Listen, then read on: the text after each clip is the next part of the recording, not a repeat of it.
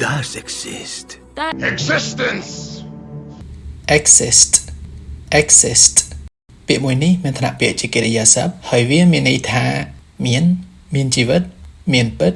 ឬមានវត្តមាននៅលើផែនដីឬក្នុងពិភពលោកបើសិនជាអ្វីមួយឬក៏នរណាម្នាក់ exist នោះមានន័យថា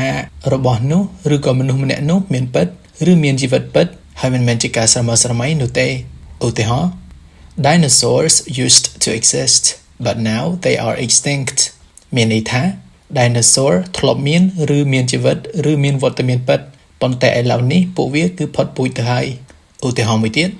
If you believe in ghosts you think they exist មានន័យថាប្រសិនបើអ្នកជឿលើរឿងខ្មោចនោះមានន័យថាអ្នកគិតថាវាមានពិតបើសិនជាយើងប្រើពាក្យថា exist ជាមួយនឹង preposition on វាអាចមានន័យថារស់រានមានជីវិតដោយអាស្រ័យលើអ្វីមួយឧទាហរណ៍ People in remote areas often exist on limited resources relying on what they can grow or find locally មានន័យថាប្រជាជននៅតំបន់ដាច់ស្រយាលច្រើនតែរស់រានមានជីវិតដោយអាស្រ័យលើធនធានមានកម្រិតដែលពឹងផ្អែកលើអ្វីៗដែលពួកគេអាចដាំដុះបានឬស្វែងរកបានក្នុងតំបន់ដែលពួកគេរស់នៅឧទាហរណ៍មួយទៀត Some animals exist on a diet of only plants making them herbivores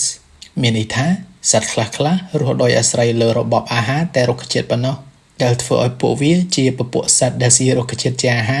រឬពពួកសត្វទេនអាស័យពាក្យថា exist ក៏មានទម្រង់ជានាមផងដែរនោះគឺ